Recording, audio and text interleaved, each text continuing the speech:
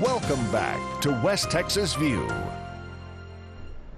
Welcome back to the West Texas View. I'm Johnny Lou Avery, and Andrew Kerr, who's the curator of our wonderful Blakemore Planetarium, which caters to our whole Permian Basin, students, teachers, families. It's just a wonderful place to go in, and as he says, it's the discovery place. It's something that just opens up your mind and your all of your senses. And so talk to us a little bit about the July show that's going on right now, and we've got a few more weeks left. Yep, we have just a couple of weeks left. This is actually a brand new show for us that we started in May called Dawn of the Space Age. And since we just had the 50th anniversary of manned space flight just in April, this is a show that's absolutely perfect for it. It actually goes through the space race between the United States and the Soviet Union back in the 1950s and 1960s. And it also talks a little bit about what's going on today, leading through the shuttle and into possibly even space tourism, which might be coming up sometime soon. So it's just a marvelous show, and for the folks who have seen every one of my shows, most of them leave from Dawn of the Space Age saying this is the best one so far. Well, do you have any kind of connection with NASA? We do not have an official connection with NASA. However, I'm still waiting. I should hopefully be getting possibly a nose tire from the shuttles as they retire them. And we're going to hopefully be adding some NASA exhibits, and we're looking at possibly bringing in some folks from NASA to also do some talks for us as well. And we're really, really looking forward to that. Well, I thought with them ending their official missions, if they had things that they were going to they're ending the shuttle missions, and they are sharing some of that as artifacts to be preserved in museums. The Smithsonian always gets first dibs on everything, but then it opens it up to other planetariums, schools, and museums. And so they'll be starting their next phase, which should be a very interesting phase to see as they're going to adapt and change from the shuttles over to a different system of going up into space. And that, with the docking stations and all of those things, that really does open up the way for tourism and so on. Oh, yes, of course. And tourism is probably going to be the next phase of space travel. And that's just mind-blowing. Oh, yeah. But tell us, I know that you've talked about the July show, but do you have a new show about every 6 weeks, or is it usually every month? Usually what I do is when we have a brand new show, I try to keep it around for about 3 months to give folks a chance to get out and see it. And then we go back to about a monthly schedule where we'll bring back some of our older shows for a while and show them for a month at a time. I think for August we're probably going to do an audience choice where I will let the audience know what shows we have available, and they'll be able to choose the show that they'd like to see.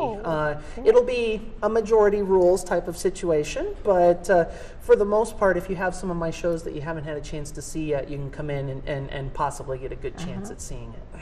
And so how many do you have to have in a show, for a show to? If one person shows up for our show, I will run it for that one person. We do not have any minimum whatsoever when it comes to our public shows. For groups, we usually like to have about 10 or more people, and then we can provide a group rate for doing a show. And for the school groups, we can accommodate up to 99 people in the planetarium dome, and so we really have a lot of leeway in how many people can attend a show. And do you often have like church groups or college groups? We actually do. I have had garden clubs who have come in and had their meeting and then had a show.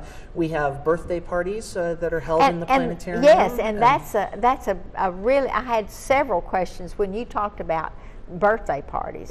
That really piqued a lot of interest. Oh, I'm sure it did. We offer a birthday party package where the party actually takes place in our planetarium classroom.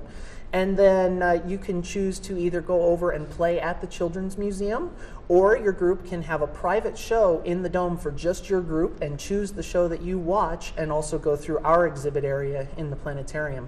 So it's been a very popular thing. I've usually been booked about 6 to 8 weeks ahead of time for those birthday parties. Well, now, I can't remember what you said, but do they bring in a birthday cake? Yep, Is they it can just bring like a in- real birthday party? Yeah, they can then? bring in the food and drink into the classroom. We don't allow it in the theater, of course, Uh-huh. but Yes. in the classroom it's perfectly fine because we have a floor that is easily cleanable, and so we do have the birthday parties quite often. That is tremendous. And then you also mentioned that when you were here before that you had a lot of people who just were passing through. Oh, yeah. And they came, and so here was a family of 3 or 4 just showed up at the door, and so you were able to accommodate them on a Yep. moment's notice. Oh yeah, and some of I've had folks who've said they were driving through from Connecticut, folks driving through from Nevada. We've been just from all over the place where they stop in and get a chance to look at the planetarium. And mostly they find out about it on the internet. Exactly. That's one of the places you can either find out more information on museumsw.org, Which is rolling across the screen, and that's or you can go to, we've set up a Facebook page for Blakemore Planetarium as well. Just do a search for Blakemore Planetarium on Facebook if you're on there, and I usually post some things from NASA, usually about 2 or 3 posts a week, but try to keep folks updated on space as well as what's going on at the planetarium. And so when you're talking about a program, give me some ideas of some of the programs that you have in the can that they can choose from. Well, we have our Dawn of the Space Age. We also have a show called Oasis in Space, which is a tour of the solar system. We have a show about astronauts, which is about how they train and what it's like to go into space. One of our more popular ones is Black Holes, the other side of infinity, about how black holes form, and takes you on a trip inside of a black hole even. We also have our kids show, the Zula Patrol, and that's a cartoon that's based on the Zula Patrol from like PBS Kids, and then that's for our younger set. So. That is, see, that's just amazing, and a lot of people don't realize that those programs are available and that they can choose. Yep. We're going to come back for our final segment of our program today about the Blakemore Planetarium.